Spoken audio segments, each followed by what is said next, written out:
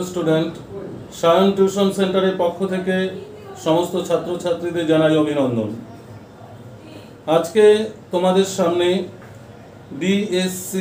DSE 6 semester Bangla last minute suggestion উপস্থাপন করছি। তোমরা দেখে নাও এই প্রশ্নের উত্তরগুলো তোমরা তৈরি করেছো কিনা। যদি তৈরি করে না থাকো চটপট এই প্রশ্নের উত্তরগুলো তৈরি করে নাও। 12 নম্বরের সাজেশন দিচ্ছি। 12 নম্বরের যে প্রশ্নগুলো তোমাদের অত্যন্ত গুরুত্বপূর্ণ রয়েছে, 12 নম্বরের প্রশ্নগুলো এক এক করে তুলে ধরছি তোমাদের সামনে। যে প্রশ্নটি অত্যন্ত গুরুত্বপূর্ণ তোমাদের, মন্মথ রায়ের কারাগার নাটক অবলম্বনে বসুদেব চরিত্রটি বিচার করো। মোস্ট ইম্পর্টেন্ট কোশ্চেন পরীক্ষার জন্য। মন্মথ রায়ের কারাগার নাটক অবলম্বনে বসুদেব চরিত্রটি বিচার করো। তারপরে কোশ্চেন, পত্রলেখার বাবা গল্পটির আখ্যানের শিল্প সার্থকতা বিচার করো। পত্রলেখার বাবা গল্পটির আখ্যানের শিল্প সার্থকতা বিচার করো।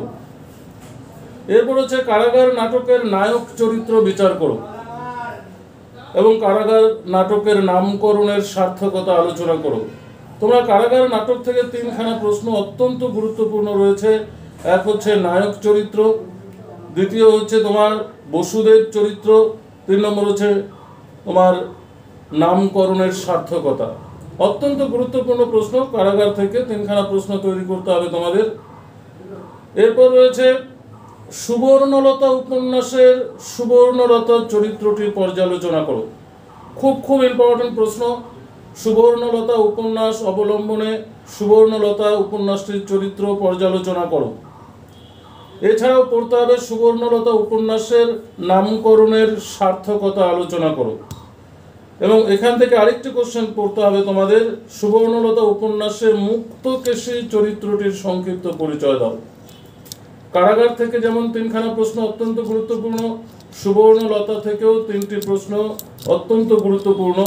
সুবর্ণলতা থেকে বললাম সুবর্ণলতা চরিত্র, মুক্তকেশী চরিত্র এবং সুবর্ণলতা উপন্যাসটির নামকরণের সার্থকতা আলোচনা করো। এরপর হচ্ছে গণনায়ক গল্পের নামকরণের সার্থকতা আলোচনা করো। গণনায়ক গল্পের নামকরণের সার্থকতা আলোচনা করো। এটা অত্যন্ত গুরুত্বপূর্ণ প্রশ্ন। গণনায়ক গল্পের নামকরণের সার্থকতা আলোচনা করো। গণনায়ক থেকে তোমাদের একটাই প্রশ্ন দিলাম, নামকরণের সার্থকতা, খুব গুরুত্বপূর্ণ প্রশ্ন। এই একটা প্রশ্নই ভালো করে তৈরি করবে। এবং গণনায়ক গল্পের নামকরণের সার্থকতা জানা থাকলে যে কোনো প্রশ্ন আসলে পরে ঘুরিয়ে কিন্তু তোমরা উত্তরটাকে লেখা যায়। এরপর হচ্ছে চরণ দাস এমএলএ গল্পে তৎকালীন রাজনীতির যে পরিচয় পাওয়া যায়, চরণ দাস এমএলএ গল্পে তৎকালীন রাজনীতির যে পরিচয় পাওয়া যায় তা আলোচনা করো। এখান থেকে একটাই দিয়েছি চরণ দাস এমএলএ থেকে। চকাচকি থেকে চকাচকি গল্পের নামকরণের সার্থকতা আলোচনা করো। আর বৈয়াকরণ গল্পের নামকরণের সার্থকতা আলোচনা করো। এই তোমাদের কয়েকটা প্রশ্ন দিলাম 6 সেমিস্টার ডিএসই বাংলা। আশা করি যে কটা প্রশ্ন দিয়েছি এই প্রশ্নগুলো তৈরি করে নাও। এখান থেকেই কিন্তু তোমরা 12 নম্বরের 100% দুটো প্রশ্ন, দুটো নয় 2-এর বেশিও তোমরা কিন্তু এখান থেকে কমন পেতে পারো।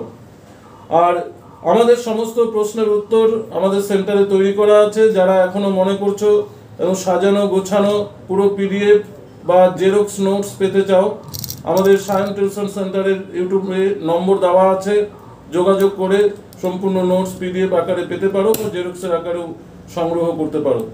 ভিডিওটি যদি ভালো লাগে অবশ্যই লাইক ও শেয়ার করবে, বন্ধুদের মধ্যে ছড়িয়ে দেবে। ধন্যবাদ।